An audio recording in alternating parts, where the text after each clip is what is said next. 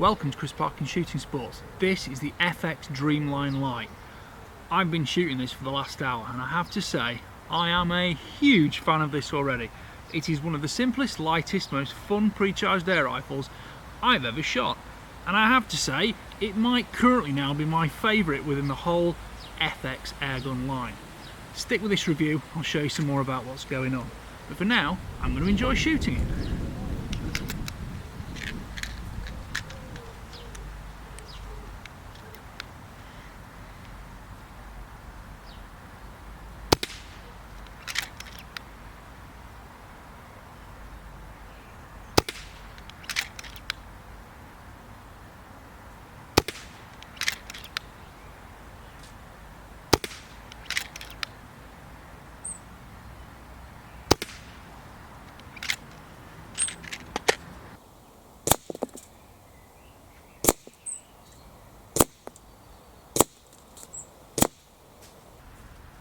The left side of the gun shows the adjustable power dial. This is heavily knurled and detented, so locks solidly in position, it's easy to turn.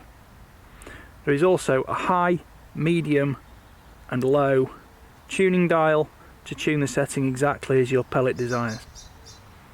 This also shows heavy serrations on the edge for grip. It's got a side lever cocking mechanism.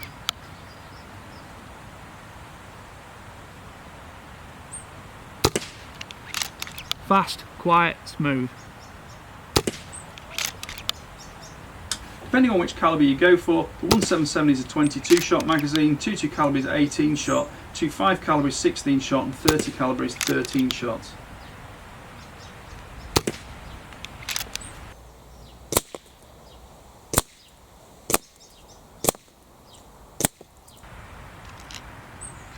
This one's in 22 calibre, it's available in 17, 2.5 as well, and you can also have a 30 calibre if you need to. This one holds 22 rounds and it follows the usual FX mechanism.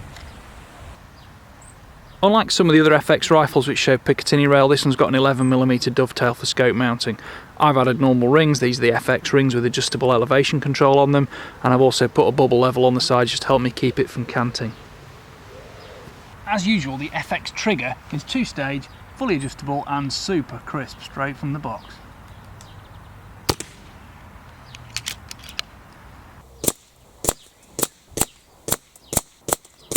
You can adjust reach from throw to grip and you can squeeze straight through the first stage, reliably knowing you can capture the second stage here. Squeeze and off it goes again.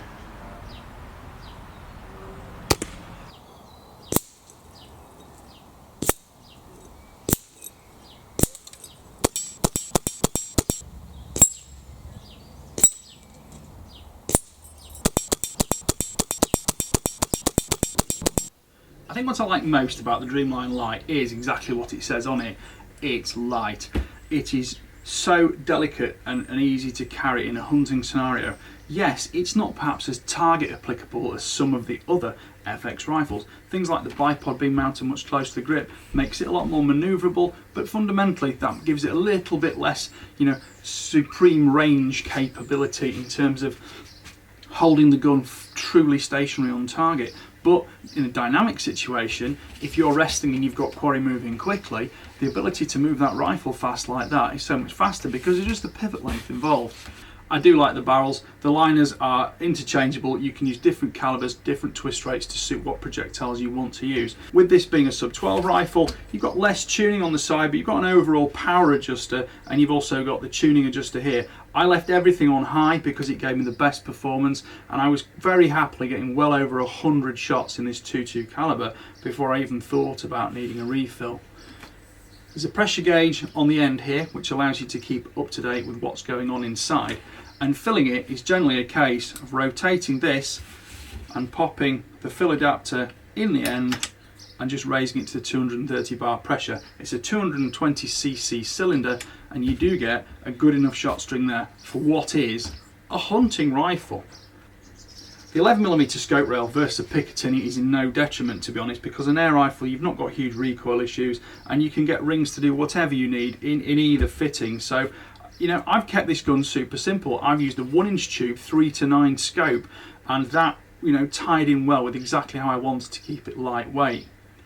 Tactile handling of the rifle is superb because you've got a rubberized AR-15 style grip on here, and the Super Match trigger, which is, as it says it will be delivered at 15 ounces, is incredibly crisp. I do love it. And if you want to, you can move the position slightly, change it, adjust it as you want according to the instruction book which is supplied.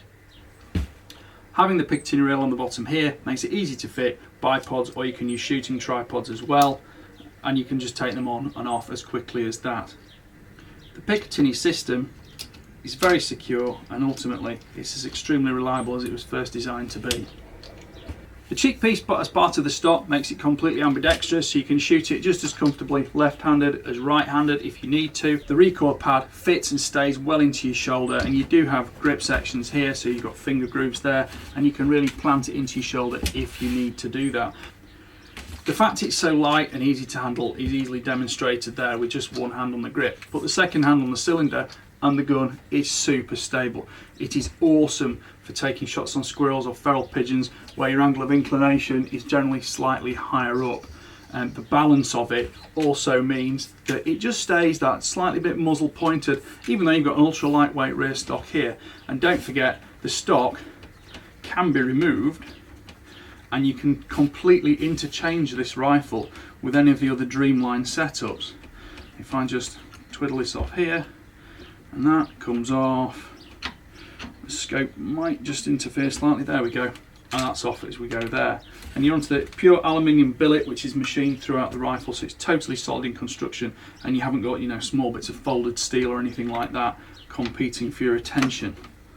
That will just screw back in there and it will lock back 100% solid.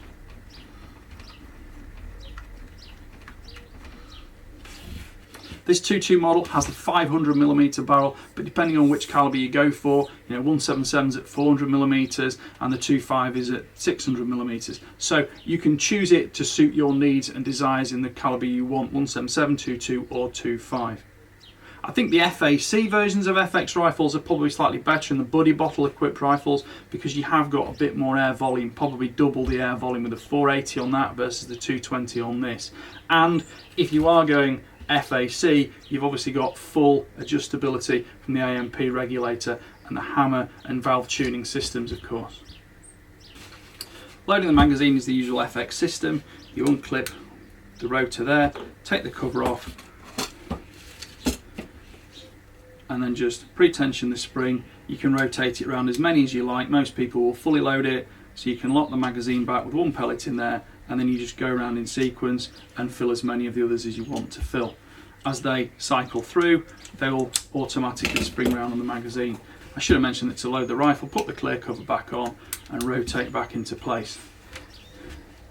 It won't load without a pellet in the magazine, but that simply slots into the side of the rifle and you close forward. And of course, the bolt handle on the side here will lock when the magazine's finished because the rotor blocks its path into the chamber. I was using 16 grain pellets throughout. The soft lead works very well on a sub 12 hour rifle, gives you good expansion, and it's stabilised with a good tune at 11.3 foot-pounds, which is totally safe and within the 12 foot-pound legal limit. I don't think I need to describe performance in intimate detail, but I certainly had no problem successfully engaging squirrels and pigeons out to 25 or sometimes 30 metres with this combination. There'll be more details probably in the description box of this video, but you know, this is all about my perception of a rifle. You can read all the stats and statistics on the actual company's website from FX themselves. This is about what I think of how it handles in the field and in use and what it applies to. And I have to say, as a sub 12 foot-pound hunting rifle throughout the FX range, I think this possibly has to be my favourite. I do still like the Impact M3 for the FAC ratings and the tunability of that, especially with slugs, but for simple point and shoot capability using standard 2.2 pellets, there's just nothing easier than the Dreamline Lite in the FX range for me. And I just love its lightweight and dynamic handling capability. This side lever is super light, cocking and firing the action. This is safe dry fire. It's just so quiet. And of course you've got the fully shrouded barrel liner system, and there's a 1/2 inch UNF thread at the muzzle to put a moderator on as well, and it's been a very quiet rifle, smooth to shoot. Well, thank you for watching. Please like, subscribe and comment, and don't forget to click the notification bell so you can keep track of the regular uploads. Thank you for watching. Bye for now. you.